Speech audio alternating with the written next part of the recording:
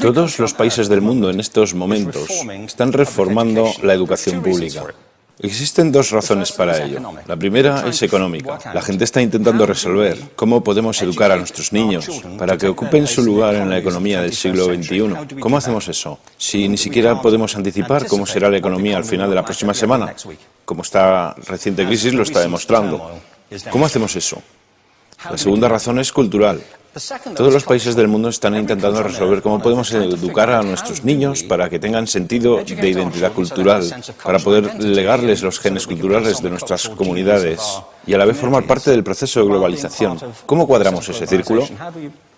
El problema es que están intentando enfrentarse al futuro, a base de hacer lo mismo que en el pasado. Y en el proceso están alineando a millones de niños que no ven ninguna utilidad en asistir a la escuela. Cuando nosotros íbamos al colegio nos retenían allí con la historia de que si trabajábamos mucho y sacábamos buenas notas y luego estudiábamos un título universitario, tendríamos un trabajo. Nuestros hijos no se creen eso.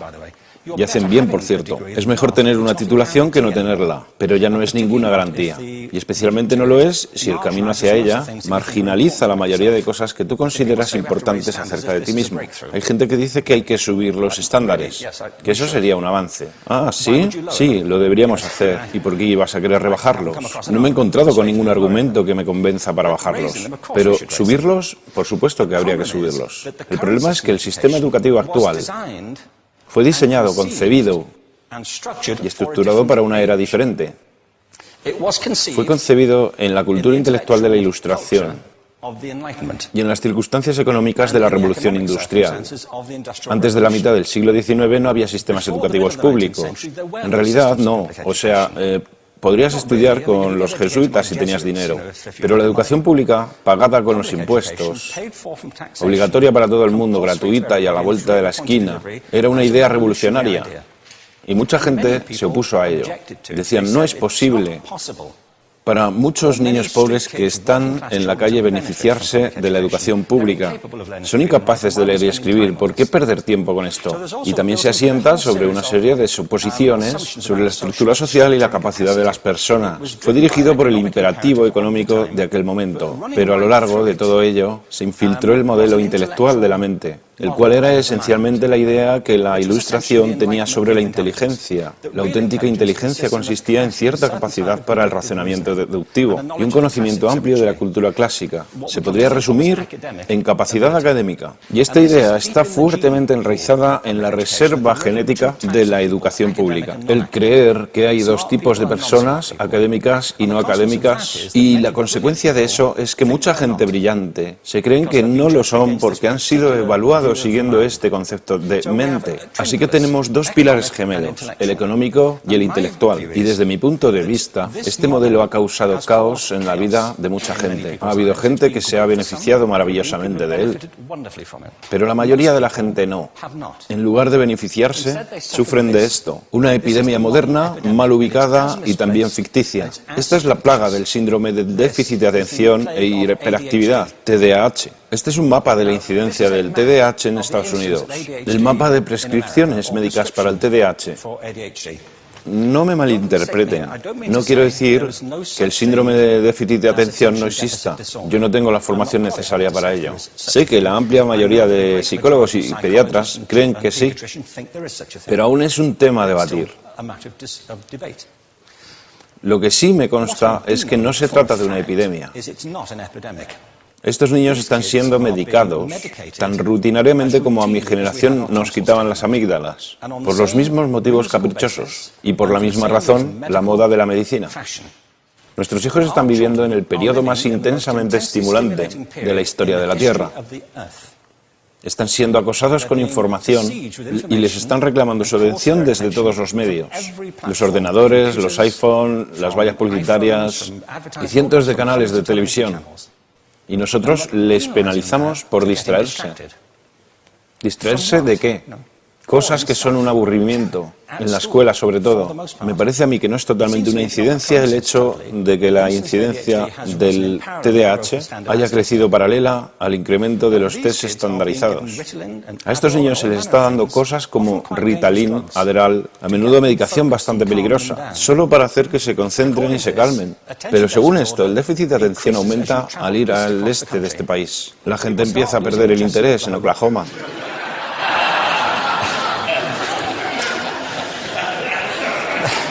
Ya casi no pueden pensar en Arkansas. Y para cuando llegan a Washington, lo han perdido completamente. Y hay distintas razones para ello. Es una epidemia ficticia. Si lo piensas, las artes, y no quiero decir que sea exclusivo de las artes, creo que también es cierto para las ciencias y para las matemáticas, pero permítanme hablar en particular de las artes, porque ellas son las víctimas de esta mentalidad en especial. Las artes tratan especialmente la idea de experiencia estética. Una experiencia estética es una en la que tus sentidos están funcionando a su máxima capacidad. Cuando te hallas presente en el momento actual, cuando vibras con la emoción de lo que estás experimentando, cuando estás plenamente vivo. Y la anestética es cuando cierras tus sentidos y te atontas ante lo que está sucediendo. Y muchos de estos medicamentos hacen eso. Estamos haciendo pasar a nuestros hijos por el sistema educativo a base de anestesiarlos. Y yo creo que deberíamos estar haciendo exactamente lo contrario. No deberíamos adormilarlos, sino despertarlos para que vean lo que sucede en su interior. Pero el modelo que tenemos es este. Yo creo que tenemos un sistema educativo modelado del interés de la industria a su imagen y semejanza. Les daré un par de ejemplos. Las escuelas aún están organizadas como si fueran fábricas. Tienen timbres que suenan, instalaciones separadas, están especializadas por asignaturas. Aún educamos a los niños por lotes. Les hacemos pasar por el sistema según su grupo de edad. ¿Por qué hacemos eso?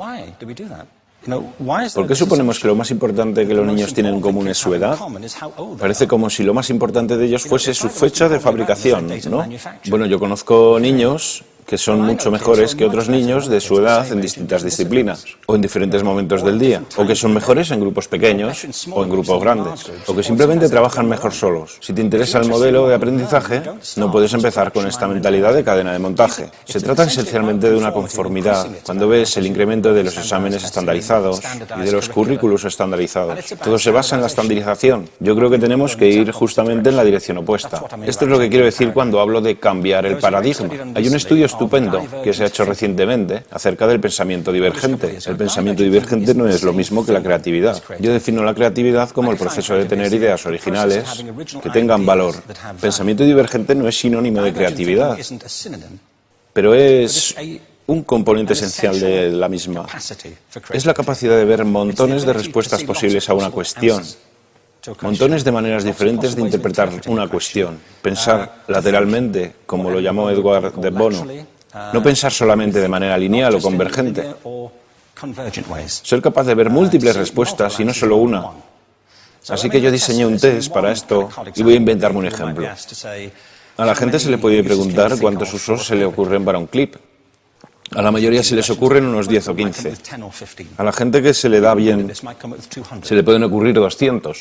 Y lo hacen porque preguntan, ¿el clip podría estar hecho de goma y medir 60 metros? ¿Tiene que ser un clip tal como lo conocemos? Bueno, pues diseñé el test y lo probé con 1.500 personas. En un libro titulado Más allá del punto de ruptura, y en el protocolo del test, si superabas una puntuación determinada, se te consideraba un genio del pensamiento divergente. Así que quiero preguntarles, ¿qué porcentaje de la gente que hizo el test puntuó como genio en pensamiento divergente? Y debo decir una cosa más acerca de ellos. Eran niños de jardín de infancia. Así que, ¿qué opináis? ¿Qué porcentaje de genios?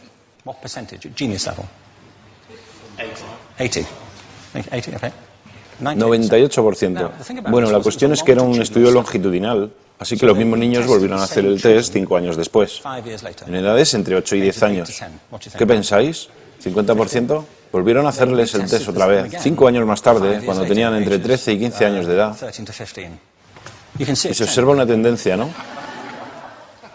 Bueno, esto nos indica algo interesante, porque se supone que tendría que ser al revés, ¿no?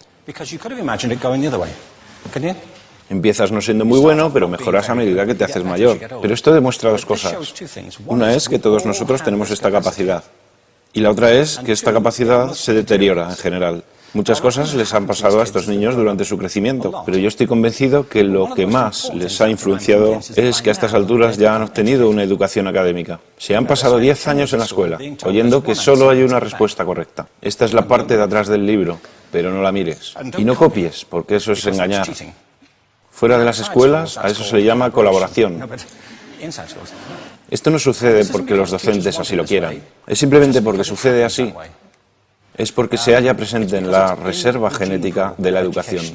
Tenemos que pensar de forma diferente acerca de la capacidad humana. Tenemos que superar esta vieja idea acerca de lo académico y lo no académico, lo abstracto, lo teórico, lo vocacional, y empezar a verlo como lo que es, un mito.